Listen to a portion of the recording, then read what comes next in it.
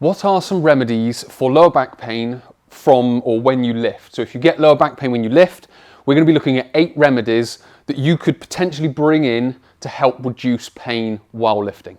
If you are struggling with lower back pain and you do need some help, click the link below, go through to my How to Overcome Lower Back Pain consultation and coaching. There's an online version and a face-to-face version.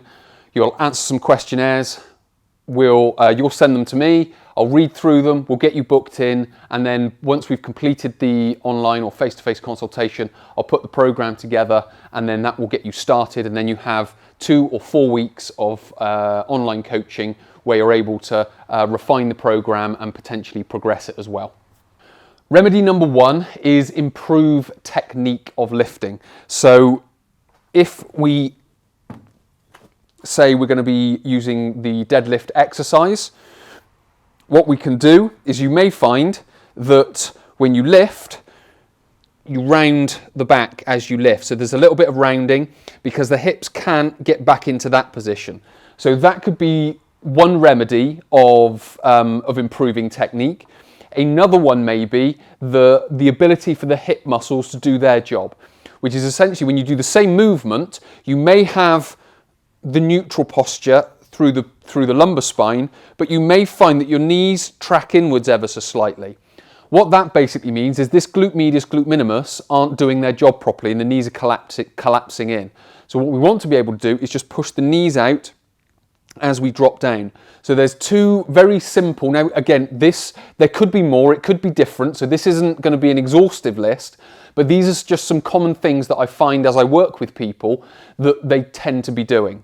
So when we come down into position, not only have we got our lumbar spine in a good position, we've also got our knees out.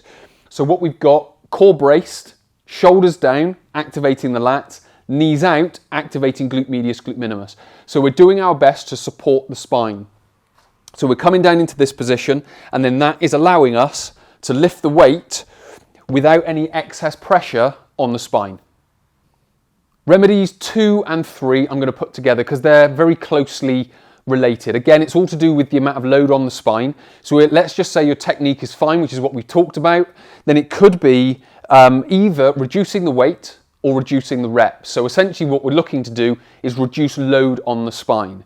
So here I've got a 20 kilo kettlebell. So it might be as simple as just for a period of time that you find that you're getting pain from a 20 kilo, so that's becoming a problem. So let's just experiment, because again, this is something that I would do. If someone came to me and said, I'm getting pain while I do my deadlifts, I would just say, well, let's just use a lighter weight. So even if they're doing 100 kilos, let's just try it with 80 or try it with 60. So we just come into the position and we lift. They do exactly the same technique. All the muscles are working as they worked when they were doing 100 kilos. But because of the less load, the muscles don't have to work as hard. Sometimes they find that this helps the problem. They go, oh, I haven't got any pain. Well, what we've then found is you are able to continue doing what you're doing. You're able to lift without that pain. Now, that doesn't mean you have to stay there, but it does mean when you do progress back up to 100, then if weight's still giving you a problem when you get to 100, it's probably something else going on. And the lighter load is assisting you to continue lifting because it's not putting the load on the spine. The other one is the amount of reps that you do. It might be that the weight's fine, but when you get to reps 7, 8, 9, for example, if you're doing 10 reps, or 9, 10, 11, if you're doing 12 reps, and the pain starts coming in, it might be, if the pain starts coming in at 10, just go up to 8 reps. So you can still get the muscle activation that you want from the position that you're in. It's just a case of not allowing that pain to kick in, so stopping at 8. Give it a couple of weeks there, start moving it back towards 10 or 12, and see if the pain is still kicking in. Because it may just be that the muscles didn't have the endurance and they needed a little bit of recovery time, and that now you're starting to give it that recovery time, you've increased the reps, and then you don't find the pain there anymore. So again, it's trying to understand what the triggers are. So it's not that lifting is a problem, it's just the way that you're lifting and how you can adapt it just needs to come in, reduce a bit of load, increase a bit of recovery, and then the back sorts itself out and then off you go again. Remedies 4 and 5, again, we're going to do together because they're quite closely related. Number 4, so the first one that we're going to look at, is reduce the range of movement of the lift. Now that could be going from like a full deadlift off the floor to putting it onto a step. Or it could be, if it's already raised up, it could just be going into more like an RDL, just dropping it down to the knees. If you're going down to the knees, it may just go down to the mid-thigh. So what you're trying to do is using all these different variables and just trying to find out which one helps. So we've looked at the weight and we've looked at the posture before. Those could be absolutely fine. It may be something to do with the range of movement. The second one is to progress into the lift. So if we've got a weight down here and we're struggling to get it up off the floor, so this is obviously remedy number 4, and that's causing us a problem. We may be getting some pinching, or because we don't have range of movement of the hip, it may be that we're rounding at the spine. But what then happens, if we come up onto a step, I can then still get into the same position. I can then come down, and now it's much easier for me to maintain that position of the spine. So lifting up of the weight can be of great help. Now, it could be that we just need to progress into the lift, and we don't want to be going all the way into it straight away. We may find, now again, all this is for you to test and measure, because I don't know which one it's going to be for you. I don't know which one is going to be better or worse. I don't know which one is going to be more likely or less likely. I'm just giving you all the variables that it could be, so you can then think, well, okay, I've got 8 remedies here. Which one is most suitable for me? And when we're talking about progressing in, so we may start with just some short reps, just touch down here, or we may just start with some short RDLs, just to warm the muscles up, get the muscles active. Then we can go into a greater range of movement. And then what we could do is go into that full range of movement. So we're getting down into the hips that much more.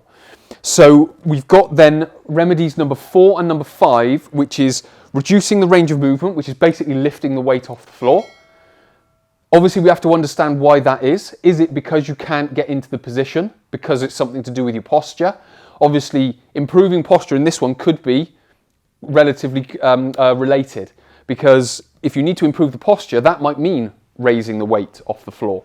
So you can start to see how these are interlinked and how it can then start turning into a little bit of a project of testing and measuring and looking at variables and things like that. Or it could be just progressing into it and just allowing the muscles to activate before they go into their full ranges of movement. Remedies 6 and 7, again, we're going to do together because they're quite closely related. And it's roll it out and stretch it out. So basically, we're using a roller to prepare the muscles. So we're just loosening off any tightness that might be in the muscle that could be restricting range of movement, which could be restricting muscle activation because they're constantly in their contracted state. And what we need to be able to do is get them into a fuller range of movement so we can open them out and get them working properly. So it might be that we need to roll out the hips, glute medius, glute minimus, glute max, piriformis. So we may need to roll out these muscles to make sure that they can do their job properly and be able to manage all the load that's going to be going through them. Because again, if they're in their tense, sort of almost spasmodic state, then they're not going to be able to manage the load as well, and it's going to go through and potentially into the lower back. The other one could be rolling longissimus iliocostalis, sort of higher up on the back, going onto the right side, going onto the left side, and getting those rolled out. And then what that can do is, again, relax the muscles. It will give them that extra endurance if you're finding that the pain's coming on later on in the set. So again, you may find that 2 or 3 of these work together to improve your deadlift, which is why I said I don't know what your trigger is. I don't know what is causing your lower back pain. All I'm trying to give you is as many variables as I can think of, and then you may have to use 1 of them or 3 of them and just mash them together and go, this combination works best for me. Because that's exactly what happens on the online consultation or the face-to-face consultation and assessment. It's about finding out about your lower back pain and then working out the best remedy based on all the variables that it could be. So we just grab them and go, right, let's try these work. Okay, this is in. We write that in and then away you go with your program sort of thing. So the next one would then be to stretch.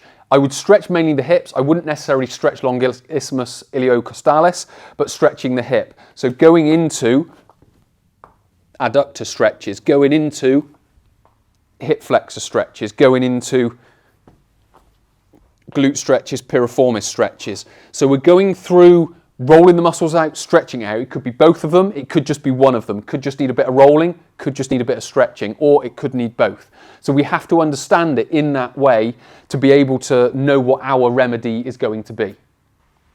The final one, number 8, is probably the most unpopular one, and it's changing the exercise altogether. So you may still want to get some posterior chain activation. So it could be going from full deadlift into single leg. It could be going into more of a squat type of movement. So we're just bending the knees, because it could be the posture of hinging over like so that puts extra load on the back. So just going into some sort of squat or front squat that manages that load in and of itself, because we're changing the posture of the upper body and bringing it more upright. So it's very much down to understanding what you can and can't do, what you should and shouldn't do, what aggravates your back and what helps your back. You could then go into lunges, whatever it may be. So that depends, if you're going into the gym, would be how you change the exercise completely, or if it's just when you lift a box from the floor, it might be that you need to change how you lift. It might be that you need to squat more. It may be that you need to lunge more, whatever it needs to be. So the principles that we've talked about can go from gym environment, but also into everyday environment. And we have to think of it that way. So all you're thinking about is what triggers your pain, which is the variable, and then which one of these 8 is going to be the most suitable to remedy your lower back pain. If you've enjoyed this content, please do hit the like button below, or hit the super thanks button if you've learned something new. If you want to watch more of these tutorials, hit the subscribe button, and if you have a comment or a question, leave it below and I'll do my best to get it answered as quickly as possible.